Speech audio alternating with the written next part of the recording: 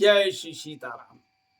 अयोध्या से मैं रविंद्र ओझा महाराज आज कुछ शिष्यों का कार्य निपटा करके मैं अपने शयन कक्ष में आया विश्राम के लिए, लेकिन संयोगवश राजस्थान गुजरात के कुछ हमारे शिष्य आगे बैठकर उनसे मैं वार्ता करने लगा। तो जो आज का विषय उत्पन्न हुआ शादीशुदा महिलाओं के लिए, बहनों के लिए कि परेशान रहती हैं, तो देखिए आपको एक चीज बता दें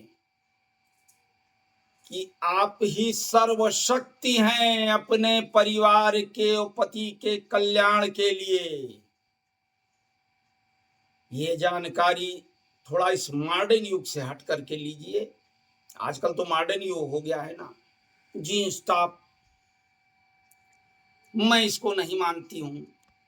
अरे ये सब मैं भी तो काम करती हूँ, थक जाती हूँ, मैं इन सब चीजों को नहीं करती। ये क्या है, अब मैं इतना करूं तो आप भी इतना करिए। आप श्री हरि विष्णु को देखें, द्वारिकाधीश को देखें कि मां लक्ष्मी हमेशा प्रभु के चरणों को चांपती रहती हैं। ये अवधी भाषा है, वैदिक भाषा है कि चांपने का मतलब दबाती रहती है। किस लिए? कि जब मां लक्ष्मी उनके चरणों को दबाती हैं तो उनके तेज का विलय होता है श्रीहरि में, और वो ब्रह्मांड का संचालन करते हैं।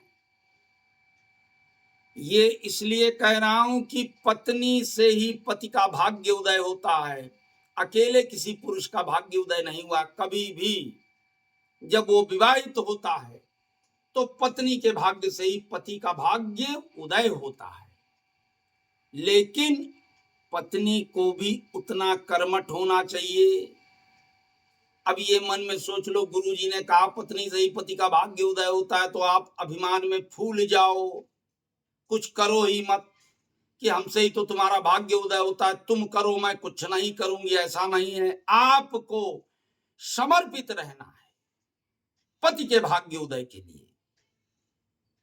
करना क्या है कि जब रात्रि में विश्राम करने पति चले, तो मैं ये नहीं कहता हूं कि कस के दबाएं, खूब देर तक लगी है ना। अपने मॉडर्न सोच से हट करके वैदिक सोच में आइए। चूंकि आप सनातन धर्मी हैं, सिर्फ 5 बार, मैं ये नहीं कहूंगा कि पूरी रात लगी रही 1 घंटा, तो कुछ नहीं, सिर्फ 5 बार पति के चरणों को यूं दबा दें। इससे क्या हुआ, आपका तेज पति में समाया, उनके भाग्य का उदय हुआ। एकादशी या पूर्णमासी के दिन व्रत रहें, तांबे के कलश में जल लेकर के पूरे घर में आप स्वयं छिड़काव करें।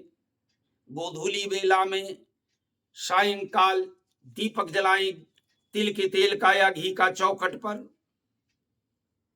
नारियल का जो खोपड़ा होता है, अंदर का नारियल निकाले, उसका जो खोखा होता है, उसमें चीनी भर करके पीपल के पेड़ के नीचे सायंकाल रख दें।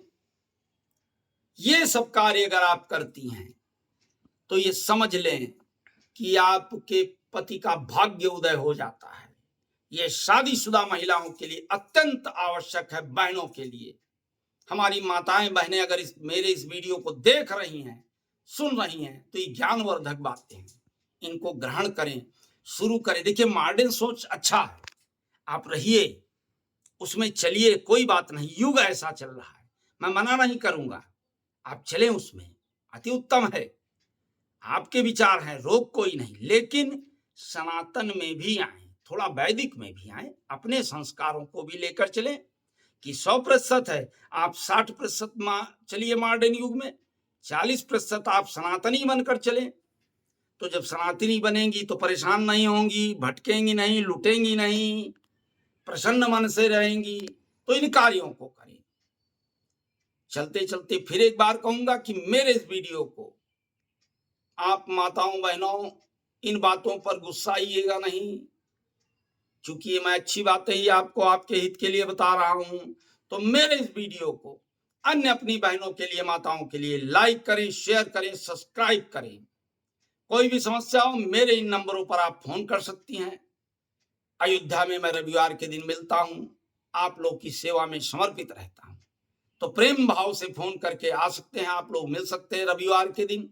आने से पहले फोन कर लें जिससे मैं समय पर आपको मिलूं, क्योंकि हमेशा कहीं ना कहीं मेरा अनुष्ठान राम कथा मेरी भागवत चलती रहती है। तो फोन करने पर यह रहता है कि मैं उस समय खाली हूं तो आप लोग को मिल जाऊंगा।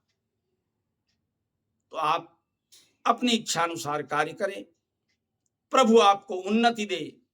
मां शक्ति, मां दुर्गे आप में शक्ति का संचार करे, दिमाग को, आपके मस्तिष्क को संतुलित करे।